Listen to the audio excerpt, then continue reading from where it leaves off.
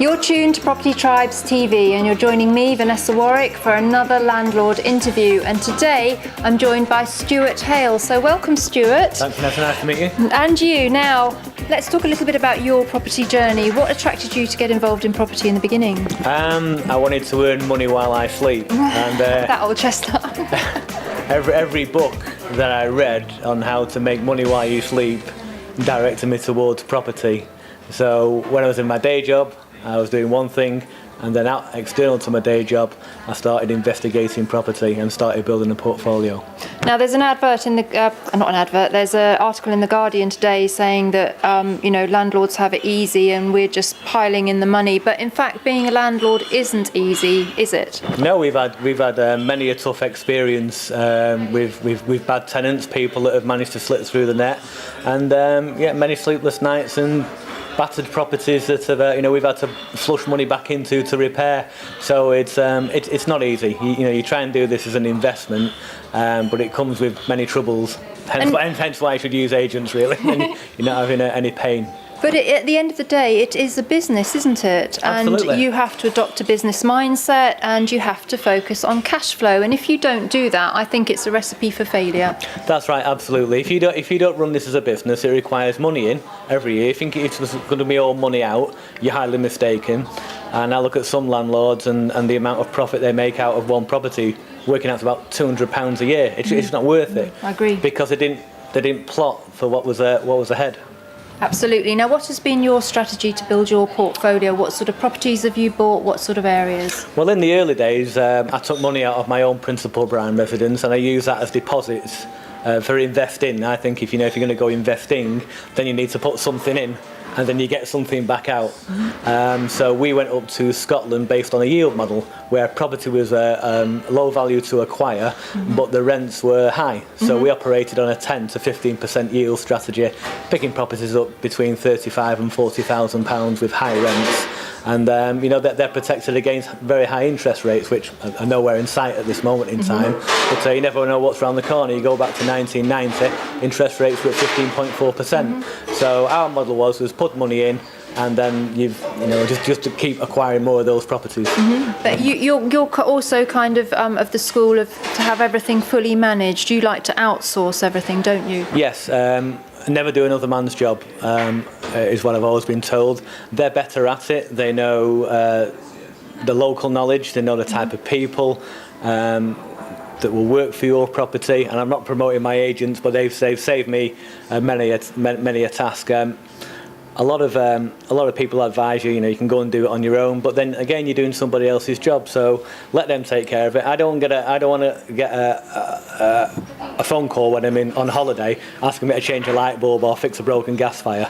They have carte blanche up to a certain amount of value to make the decisions within the business.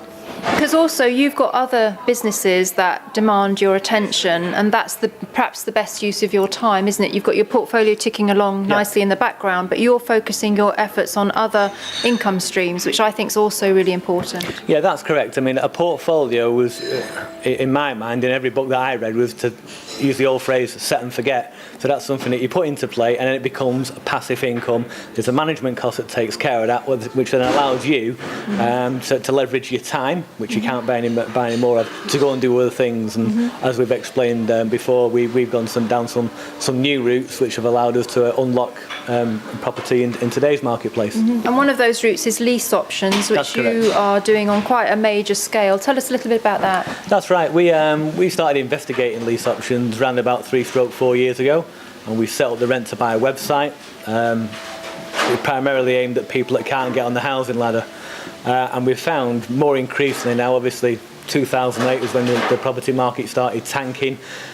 Sellers are 3-4 years into this marketplace now, and they're really struggling to get on with their lives.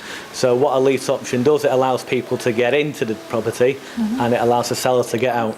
And what I've learned from you today is that lease options, I thought they would just be for your typical, terraced house and a first-time buyer, but in fact you have done some really quite large property deals for lease options, haven't you, in the millions? That's right. We've just completed on a £3 million lease option deal in Greater Manchester, and we're currently working on another one.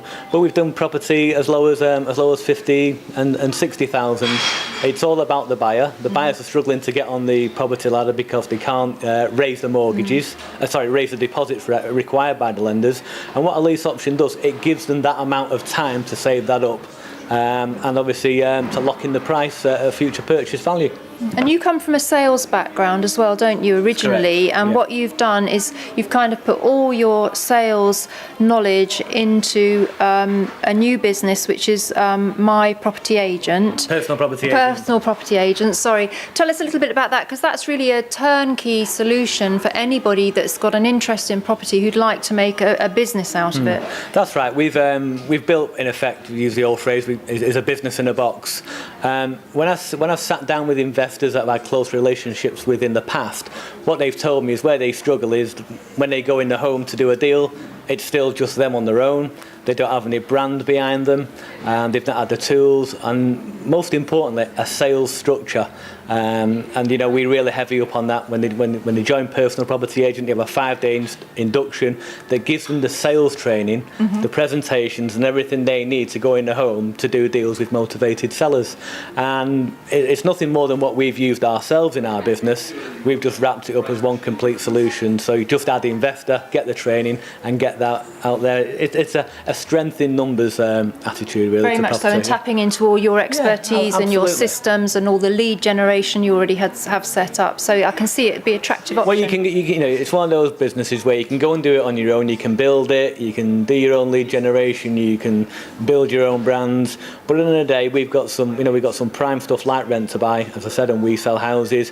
And it's all done for you. It's a very, very low entry-level product, and it gives someone the opportunity to try it without exposing massive amounts of their own capital to see if it's for them or not. Fantastic. Well, thank you very much for talking to us, Stuart. I've really enjoyed meeting you today, and you've really opened my eyes to a few things and made me see a bigger picture with the lease options. So thank you very much for that. Thanks for taking the time to talk. Oh, well, you're welcome. That's Stewart Hale, and thank you very much for watching Property Tribes TV.